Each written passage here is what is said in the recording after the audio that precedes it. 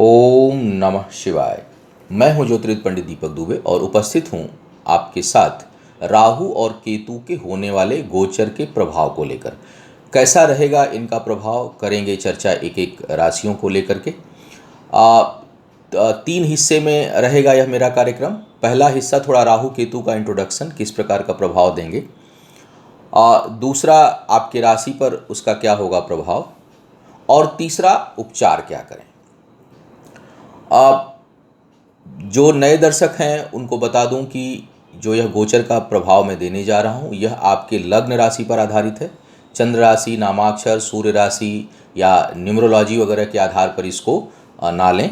दूसरा, सामान्य आधार पर ही माने, क्योंकि कोई विशेष परिस्थिति हो, कोई बड़ा निर्णय लेना हो और राहु केतु की दशा अंतर्दशा इत्यादि चल रही हो तो आपको चाहिए कि आप अपनी कुंडली का विश्लेषण कराएं, उसके बाद किसी निष्कर्ष पर पहुंचें।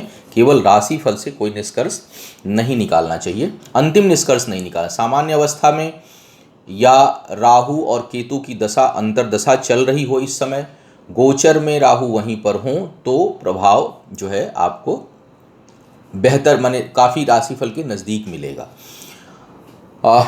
अब सबसे पहले ये जो समय है इनका जो गोचर का, यह 23 सितंबर को होने जा रहा है। चूँकि राहु और केतु बिल्कुल आमने सामने रहते हैं और कुंडली में विपरीत दिशा में गति करते हैं और ग्रहों की अपेक्षा। बाकी ग्रह ऐसे मूव करेंगे, ये जो है उल्टी दिशा में चलेंगे। तो दोनों का गोचर एक साथ एक समय पर 1 तारीख को ही होगा और यह 23 सितंबर 2020 को अपना राशि परिवर्तित कर रहे हैं। मिथुन में राहु अभी गोचर कर रहे हैं और केतु गोचर कर रहे हैं धनु राशि में। विपरीत अवस्था में जाएंगे तो एक राशि कम में राहु जाएंगे, यानी वृषभ राशि में जाएंगे, शुक्र की राशि में जाएंगे, और केतु मंगल की राशि वृश्चिक में जाएंगे। और ये दोनों ग्रह अब इन दोनों राशियों में अर्थात वृषभ और वृश्चिक में 12 अप्रैल 2022 तक बने रहेंगे। 18 महीने की लगभग इनका गोचर होता है। तो यह स्थिति इस प्रकार से बना रहे हैं। अब जब हम, चूँकि राहु और केतु को छाया ग्रह माना जाता है, तो यह जिस राशि में होते हैं उस राशि का जो स्वामी है उससे संबंधित, उससे मिला जुला, उसके नेचर से संबंधित प्रभाव देने लगते हैं।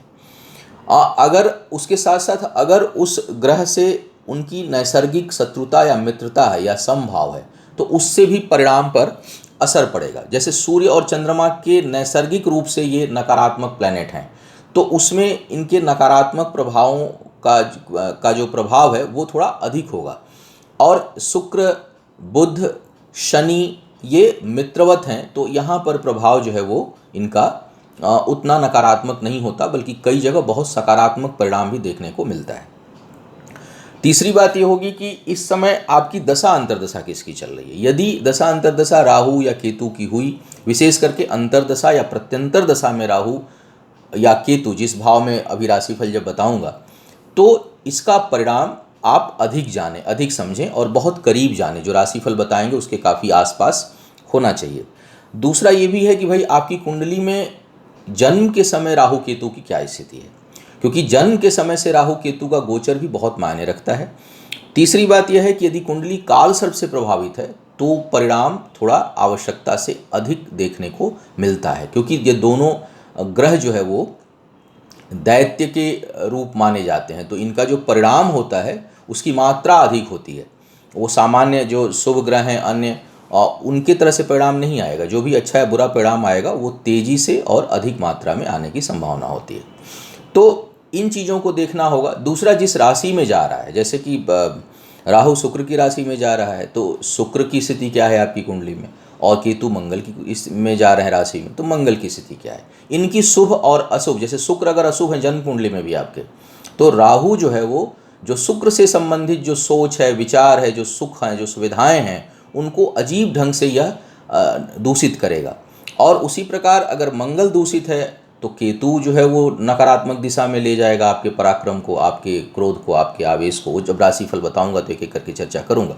तो इनका मूल्यांकन भी आवश्यक है। इसीलिए कहता हूं कि केवल राशिफल सुन करके निर्णय पे नहीं पहुंचा जा सकता। लेकिन हाँ, यदि शुभ अवस्था में जो मुख्य ग्रह हैं वो हैं शुक्र और मंगल, तो जो अगर राशिफल में शुभ परिणाम कह रहा हूँ तो उसके आने की संभावना काफ़ी अधिक रहेगी। और यदि आपके जन्म के समय शुक्र और मंगल दूषित अवस्था में है, शुक्र या मंगल और शुक्र और मंगल, तो आप समझिएगा कि दूषित परिणाम आने की संभावना अधिक होगी।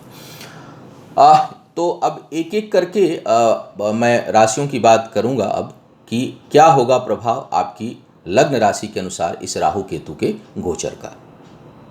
अब मेष वालों की बात करते हैं, क्या प्रभाव होने जा रहा है आपके ऊपर। अब राहु आपके दूसरे भाव में आएंगे वृषभ राशि होने के कारण, वृषभ राशि में गोचर होने के कारण, और केतु आपके अष्टम भाव में आएंगे। सबसे पहले राहु के प्रभाव को देखते हैं कि यदि राहु की दशा अंतर्दशा हुई या राहु का प्रत्यंतर कहीं से भी इस दौरान पूरे 1.5 साल में राहु का जब प्रभाव आएगा तो किस प्रकार का परिणाम आपको मिल सकता है। और एक दशा अंतर्दशा नहीं भी होगी तब भी 20-25% प्रभाव तो गोचर का होता ही होता है। तो क्या होगा उसको आप देखें। एक तो दूसरे भाव में राहु क्रोध में वृद्धि करते हैं, उत्तेजना थोड़ी बढ़ी रहती है, आवेश बढ़ा रहता है, क्रोध बढ़ा रहता है, वाणी जो है वो दूषित होती है, कठोर होती है, मतलब हम किसको क्या बोल जाएंगे। और अगर जन्म के समय भी राहु यहीं पर हैं तब तो पूछिए मत, फिर तो इतना दूषित बोल सकते हैं कि आपके अपने लोग एकदम दुखी हो जाते हैं कि किस प्रकार की भाषा का प्रयोग कर रहे हैं। तो थोड़ा इस प्रकार की समस्या देंगे। दूसरा, धन की बचत की बड़ी समस्या होती है, सेविंग नहीं हो पाएगी। राहु का दूसरे भाव में आना बचत में काफ़ी कमी करेगा। दूसरों के कार्यों में दखल देने की प्रवृत्ति होगी इंटरफियर आपका बढ़ जाएगा लोगों के कार्यों में। लेकिन इसका एक फ़ायदा भी होगा कि आप बिना मांगे, बिना कोई आपसे मदद नहीं मांगेगा तो उसकी मदद भी करेंगे। मतलब इंटरफियरेंस केवल बातचीत और चीज़ों में नहीं होगा बल्कि मदद में भी आप बिन मांगे लोगों के परोपकार में काम आएंगे। ये बड़ी अच्छी बात होगी, दूसरों की मदद की भावना उत्पन्न होगी, ये शुभ बात है। बहुत से लोगों के लिए यह राहु एक से अधिक संबंध दे सकते हैं।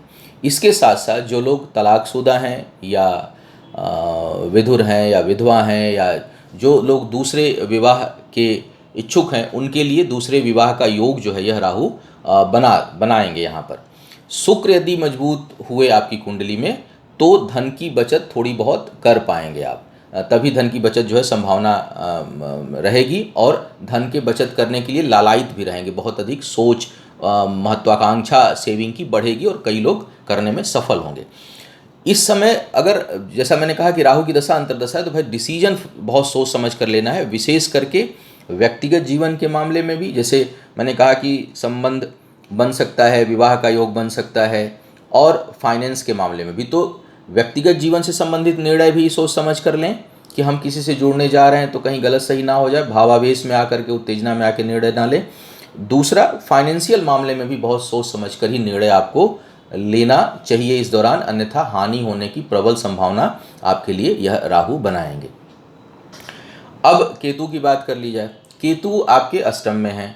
अष्टम में केतु जो है वो कोई बहुत अच्छा परिणाम नहीं देंगे, संघर्ष की स्थिति उत्पन्न करेंगे आपके लिए। और आर्थिक सफलता अगर आपको पाना है तो आपको अपने प्रयासों को बहुत अधिक बढ़ाना पड़ेगा, तभी जाकर के सफलता मिलेगी। धन कई बार केतु अष्टम में होते हैं तो उनकी दशा यदि हुई तो अप्रत्याशित धन प्राप्त हो जाता है, अकल्पनीय धन प्राप्त हो जाता है। हम जहाँ से नहीं सोचेंगे वहाँ से हमको आय प्राप्त हो जाएगी। अपने कार्य व्यापार में सडन कोई बड़ा असाइनमेंट मिल जाता है, लेकिन उस धन को हम संभाल नहीं पाते हैं, उसको हम रोक नहीं पाते हैं। क्यों? क्योंकि उधर राहु का भी प्रभाव रहता है। तो हमेशा केतु के साथ साथ जो राहु में परिणाम बताया जाए उस पर भी ध्यान रखना पड़ेगा। तो हम केतु से प्राप्त धन को इसलिए नहीं संभाल पाते क्योंकि दूसरे भाव का राहु हमको उत्तेजित कर देता है, अनिर्णय की स्थिति में पहुंचा देता है। अष्टम का केतु सेहत के लिए भी अच्छा नहीं है, इसलिए सेहत के मामले में थोड़ा नकारात्मक स्थिति यह बनाएंगे और आपको सावधान रहना चाहिए। हालांकि जागरूक रहेंगे। अष्टम के केतु का एक और प्लस पॉइंट है कि व्यक्ति हेल्थ को लेकर बहुत कॉन्शियस रहता है। बहुत ज़्यादा अष्टम में आएंगे तो आप अपने सेहत को लेकर के सोचेंगे, कैसे मेरी आयु बढ़े, कैसे मैं जवान दिखूं, कैसे मैं सुंदर दिखूं, इस तरह की भावना भी बढ़ेगी। लेकिन कष्ट शारीरिक यह दे सकता है। व्यापार में वृद्धि का योग यह इस समय बना सकते हैं यदि मंगल और केतु की दशा अंतर्दशा हुई तो। आप आवेश में आकर कोई निर्णय लेने से आपको बचना चाहिए और दूसरों के विवाद में बिल्कुल नहीं इस समय आपको पड़ना चाहिए, उससे आपको बचकर रहना चाहिए। अब उपचार की बात कर ली जाए। कई लोग राशियों के हिसाब से उपचार बताते हैं, बताना भी चाहिए। लेकिन अब हर राशि में उपचार ऐड क्या करूं, मुझे लगा कि एक जो राहु या केतु के दूषित होने पर या उसके शुभ प्रभाव को बढ़ाने के लिए जो हमें उपाय करना चाहिए वो एक साथ दे दूं। और अगर आपकी कुंडली में कहीं खराब भाव में इसका प्रभाव पड़ रहा है तो इसके उपचार को थोड़ी सावधानी से और अधिकता से करें। अगर सामान्य प्रभाव देने वाला है या उसकी अंतर्दशा वगैरह नहीं चल रही है, दशा अंतर्दशा का प्रभाव नहीं है, तो आपको उतनी चिंता करने की जरूरत नहीं है। लेकिन इसका शुभत्व तो बना रहे, इस कारण उनके उपचार को, जो शुभ प्रभाव देने वाले उपचार हैं, उनको करना चाहिए। सबसे पहले राहु की बात कर ली जाए। राहु का जो प्रभाव है, नकारात्मक प्रभाव भी होगा, वो धीमे धीमे आता है। एकदम से एक इरिटेशन लेवल पे ले जाता है राहु। तर्क कुतर्क को बढ़ाएगा, विचारों को धीरे धीरे दूषित करेगा, संबंधों को धीरे धीरे खराब करेगा। नकारात्मक जो एनर्जी है उसको धीरे धीरे हमारे चारों तरफ ऑरा को इंक्रीज करता है। केतु का जो प्रभाव है बहुत तेज़ी से आता है, बहुत फास्ट जो है वो रिजल्ट आता है, एकदम पलक झपकते। मतलब वो रुक रुक के रिजल्ट नहीं देगा, वो एकदम से दे देगा। अच्छा देगा तो भी एकदम से दे देगा। अचानक आपके जीवन में कोई शुभ चीज़ ऐसे हो जाएगी जैसे कि आप एकदम अभी उदास, हताश, निराश बैठे हुए हैं और एक पल में केतु का अगर शुभ प्रभाव हुआ तो सारे बादल एक सेकंड में छट जाते हैं। जैसे कोई तूफान आया और सारे दुख और आपदाओं को ले गया। लेकिन नकारात्मक प्रभाव भी वैसे ही पड़ता है कि एकदम आप सुखी जीवन व्यतीत कर रहे हैं, खूब जीवन में सावन का महीना चल रहा है, लेकिन एक सेकंड में ऐसी विपदा आती है कि लगता है कि जैसे भूचाल आ गया हो पूरे जीवन में। तो केतु का प्रभाव एकदम से तेज आता है। अब मंगल की राशि में जा रहा है तो इसका प्रभाव आए हैं तो प्रभाव बहुत तेज होगा, उग्रता के साथ होगा, अच्छा या बुरा। राहु शुक्र में जा रहे हैं तो थोड़ा सा धीमी गति से अपना प्रभाव देंगे। राहु के जो नकारात्मक प्रभाव है उसको कम करने के लिए मैं हमेशा, क्योंकि एक उपाय हर जगह काम नहीं करता और जो उपचार होते हैं वो मल्टी डायमेंशनल होने चाहिए। आप सोचें कि खाली पूजा पाठ से हर चीज़ को ठीक करें तो नहीं होगा। आप सोचें केवल खान पान से हर चीज़ को ठीक करें तो नहीं होगा। आप सोचें केवल कर्म से हर चीज़ को ठीक कर लें, नहीं होगा।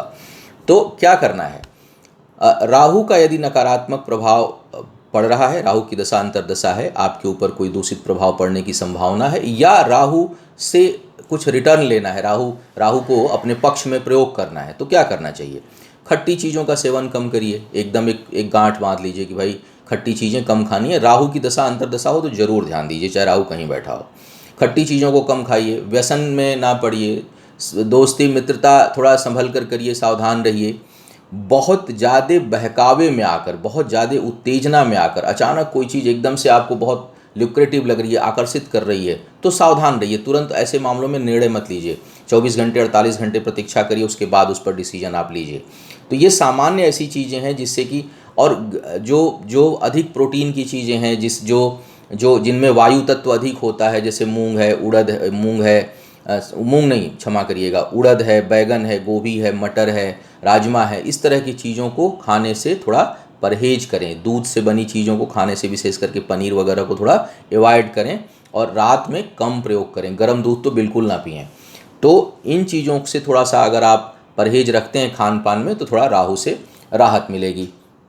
उसके साथ साथ राहु का अगर बहुत नकारात्मक, कई लोग गोमेद पहन लेते हैं। गोमेद अगर पहन सकते हैं, अगर मिथुन राशि हो और थोड़ा सा जन्म कुंडली में राहु की स्थिति को देख लें तब धारण करें राहु की दशा अंतर्दशा में।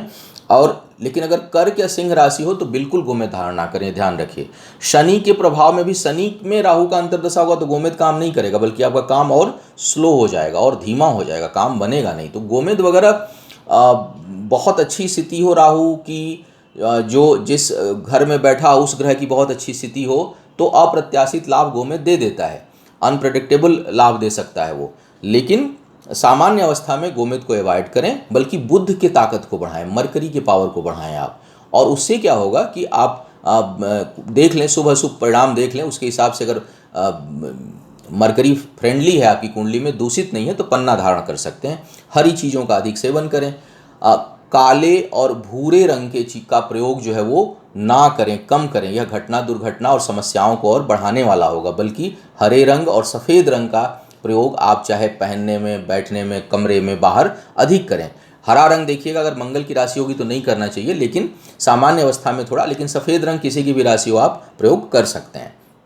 तो रंगों का प्रयोग इस प्रकार करें। उसके साथ साथ राहु के लिए जो पूजा पाठ है, एक तो राहु की शांति का अनुष्ठान करा सकते हैं, राहु के मंत्रों का जप एक बार रोज नियमित दैनिक दिनचर्या में राहु केतु इत्यादि के मंत्रों का जप करने की आवश्यकता नहीं होती।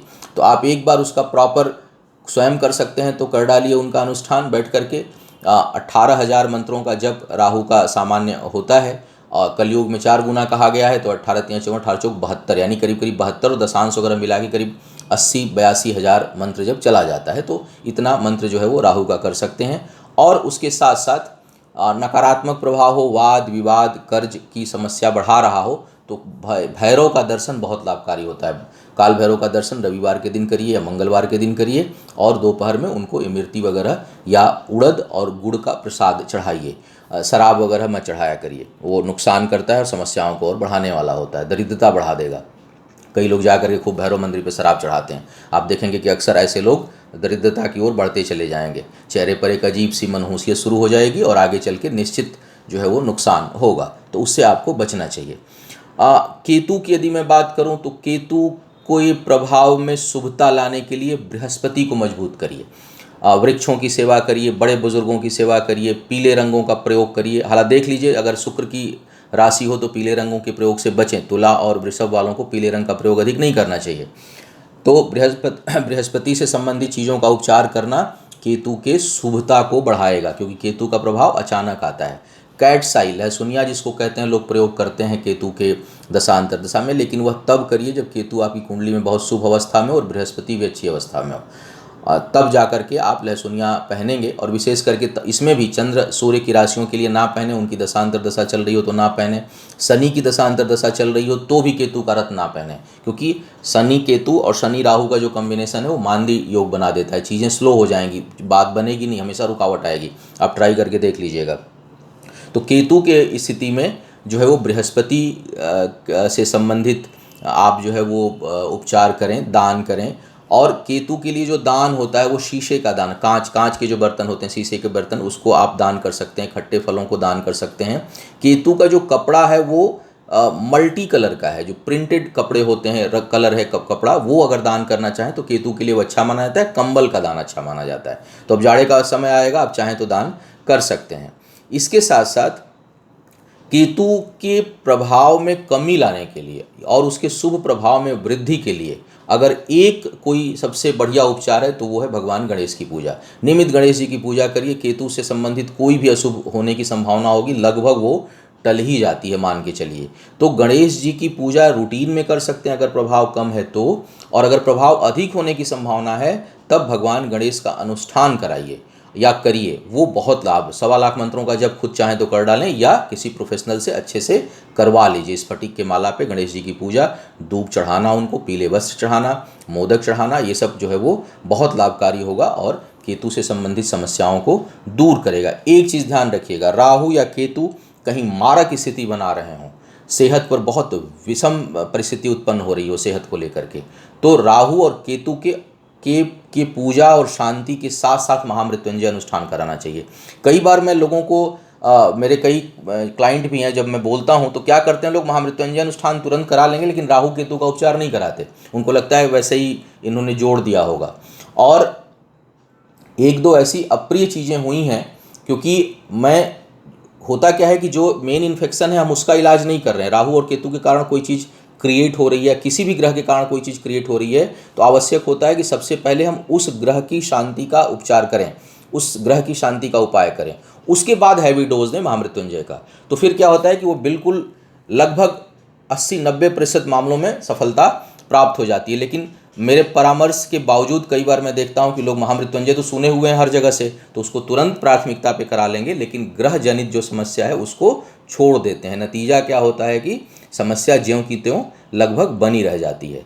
तो अगर सेहत से संबंधित कोई विकट परिस्थिति आने की संभावना बन रही हो तो राहु या केतु जिस ग्रह के कारण उस समय बन रहा हो वो और प्लस महामृत्युंजय कराना बहुत लाभकारी होगा आपके लिए। तो यह था उपचार और राहु केतु का राशिफल प्रभाव। उम्मीद है आपको मार्गदर्शन मिला होगा।